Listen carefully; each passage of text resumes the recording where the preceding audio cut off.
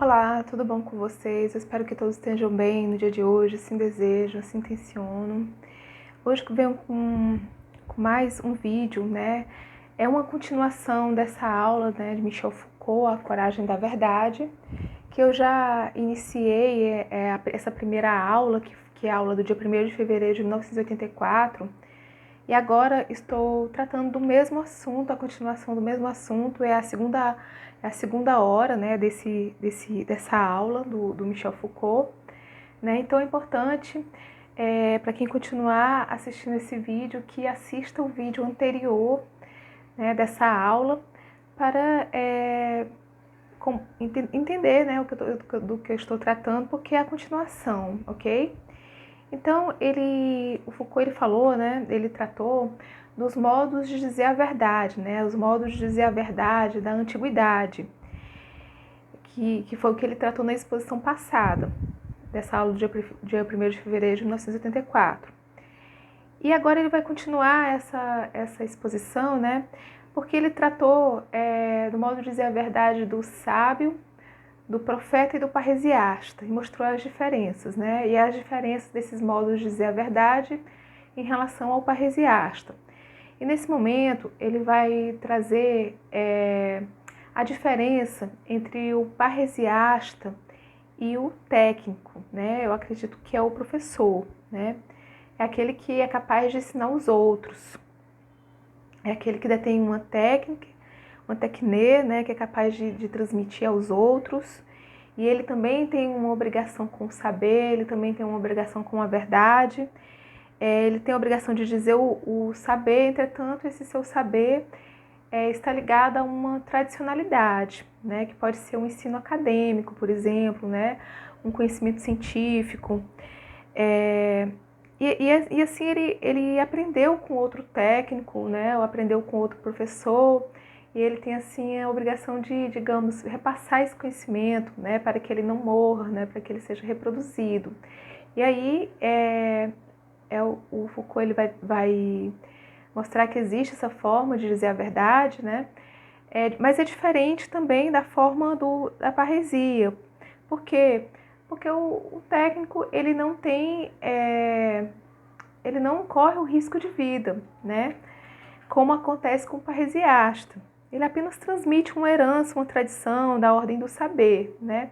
Por exemplo, que essas aulas que eu trago, essas exposições, esses resumos, esses estudos, né?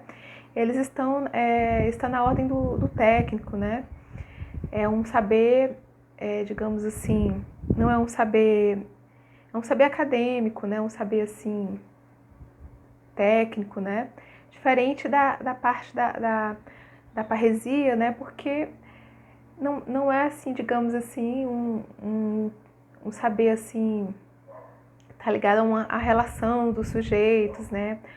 Não existe um risco para mim ao expor o pensamento, como acontece com o parresiasta, né?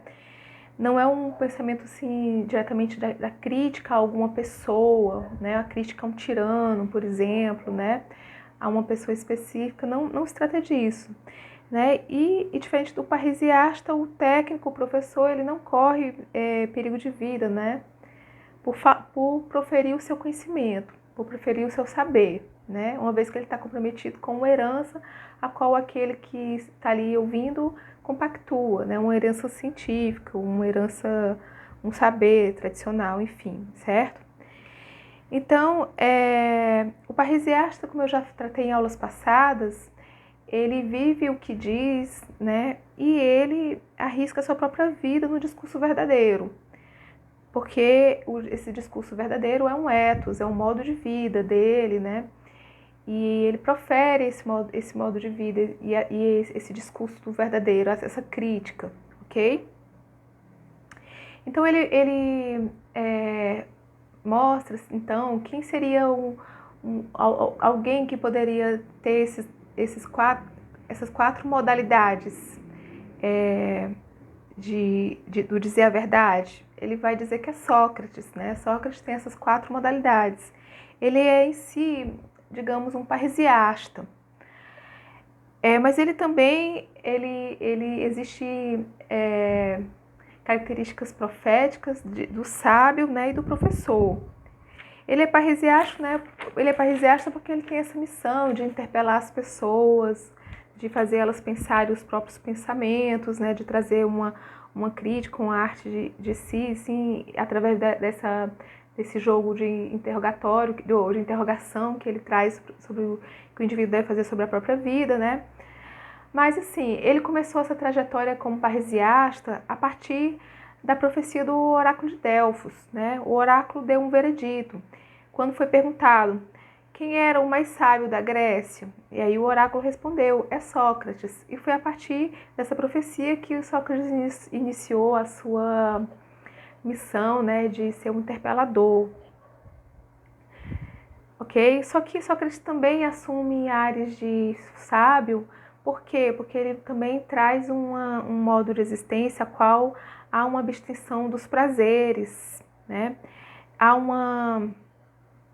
Assume também uma posição de sábio quando ele fica tratando o tempo todo sobre a questão das virtudes, da virtude pessoal, certo? E quando ele não profere o seu saber, porque o próprio Sócrates diz, né? Eu sei que nada sei. Então, o sábio, ele tem essa questão do silêncio, né? Do se manter na reserva e no silêncio. E o que Sócrates faz, né? Ele assume essa maneira parresiástica, não ensinando um conhecimento assim,